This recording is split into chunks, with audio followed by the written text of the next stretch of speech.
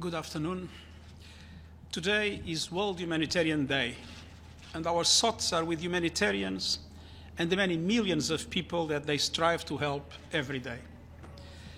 They are providing life-saving support in places like Haiti, where our hearts ache at the suffering and devastating toll from the recent earthquake. The UN is on the ground providing relief, including medical supplies and health care, clean water, and emergency shelter. The Deputy Secretary-General is traveling to Haiti to see how we can boost our support to the Haitian people. Today is also the National Day of Afghanistan, and I want to extend a special message to the people of Afghanistan during this trying time.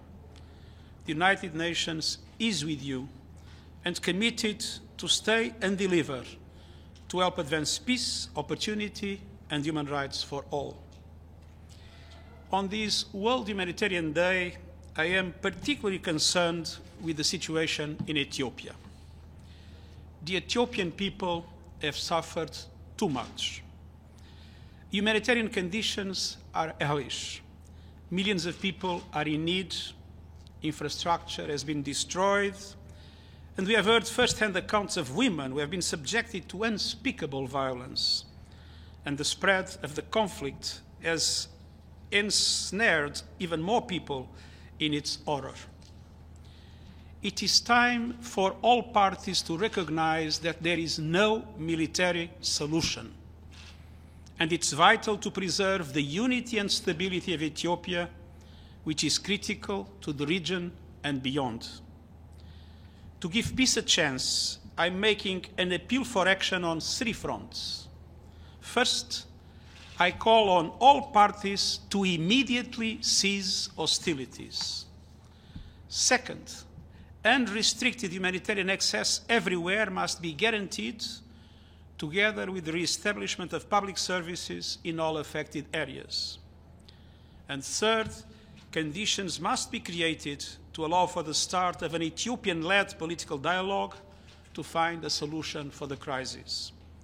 Such a dialogue can contribute to addressing the underlying causes of the conflict and ensure Ethiopian voices direct the pathway to peace. The UN will continue to work together with the African Union, regional and international partners to support the Ethiopian people on the way to peace and reconciliation. Now is the time to put an end to the suffering. All of these steps are critical to make it happen. Thank you. Hi, Secretary-General Sherwin Briceby, South African Broadcasting. You call for a cessation of hostilities, unrestricted access in terms of humanitarian access and political dialogue. What support do you expect the Security Council to give you in terms of that call? And can you tell us who you've been talking to in the region over the last few days? Have you talked to the Prime Minister of Ethiopia? What was your message to him? I've been in intense contacts in trying to create the conditions to make a cessation of hostilities happen.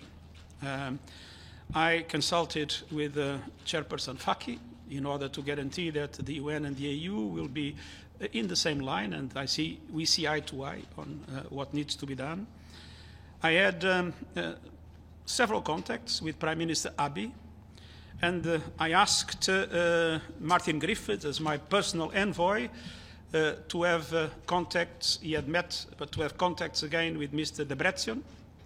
And we did everything to try to convince both sides of the importance of a cessation of hostilities.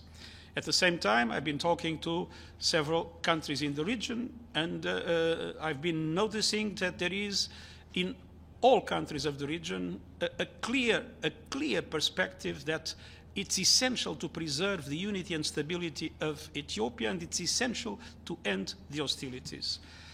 Now, I've been in close contact also with other initiatives. There is an American initiative taking place, as we know, so we are all, I believe, pushing in the same direction.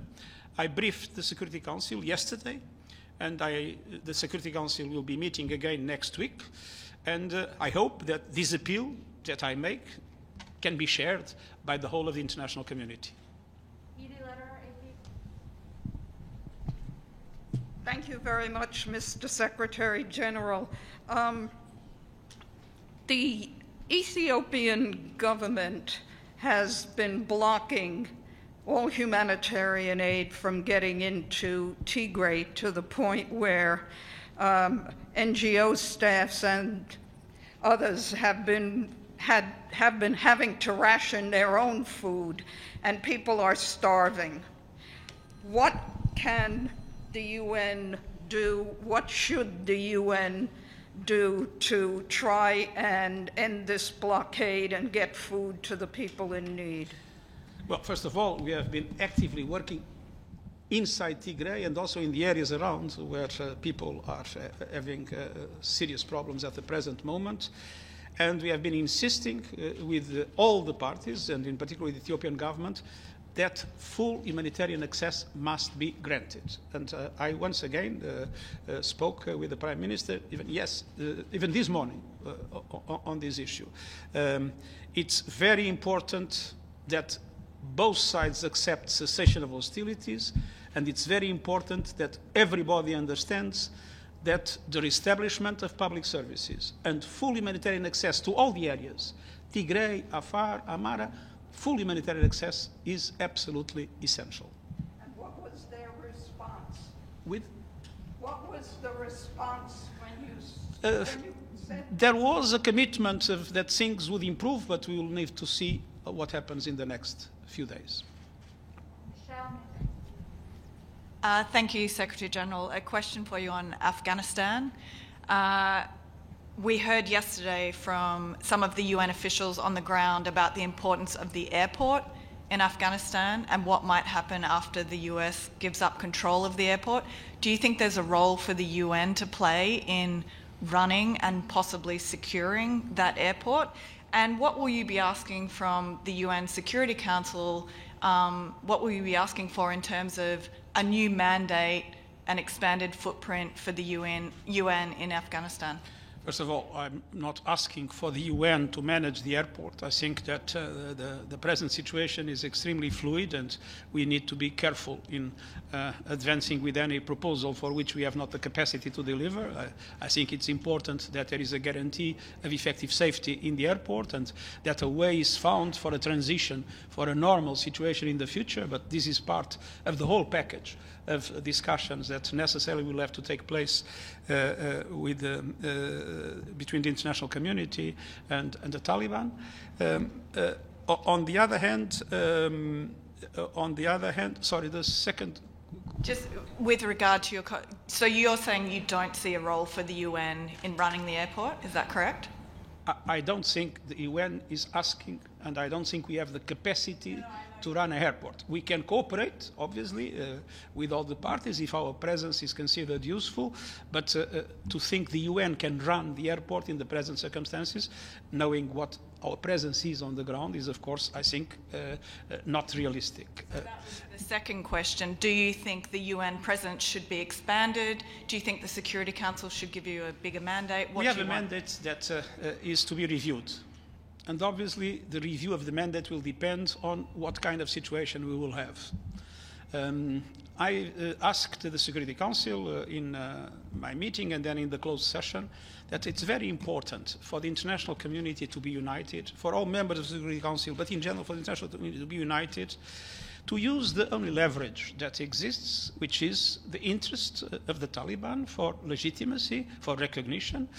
And for that to be possible, I think it's important that the international community, speaking one single voice, considers or makes it clear that it's essential to have an inclusive government representing all the different ethnic groups that exist in the country, that there will be full respect for human rights, and in particular the question of human rights is very important for us, and there will be the possibility to evacuate without problems those people that would be in danger to be able to leave, and finally that the territory should never be used again by any terrorist organization of wherever area of action. So I think it's very important the international community to be united and to have a common front in discussion with the Taliban for these conditions to take place. If we are successful on these, I think there is a perspective for a renewal of the mandate with one kind of characteristics. If things go wrong, of course, we will have to look into a mandate adapted to whatever will come. Secretary-General James Bays from Al Jazeera. As you just said, the Taliban are signalling that they are offering an inclusive government. That suggests the window of diplomacy is open. Have you spoken to the Taliban leadership? If not, are you urgently trying to do so? I have not spoken myself, but our people in Afghanistan is in close contact with the Taliban and very strongly conveying that message. Will you speak to them? I'm ready to speak myself when it is clear with whom should I speak for what purpose. I was in close contact the day before yesterday with the Deputy Prime Minister and Minister for Affairs of Qatar. We are following the Qatari initiative and supporting it. Let's hope that there will be a way for an inclusive government in Afghanistan. Thank you very much. Thank you very much.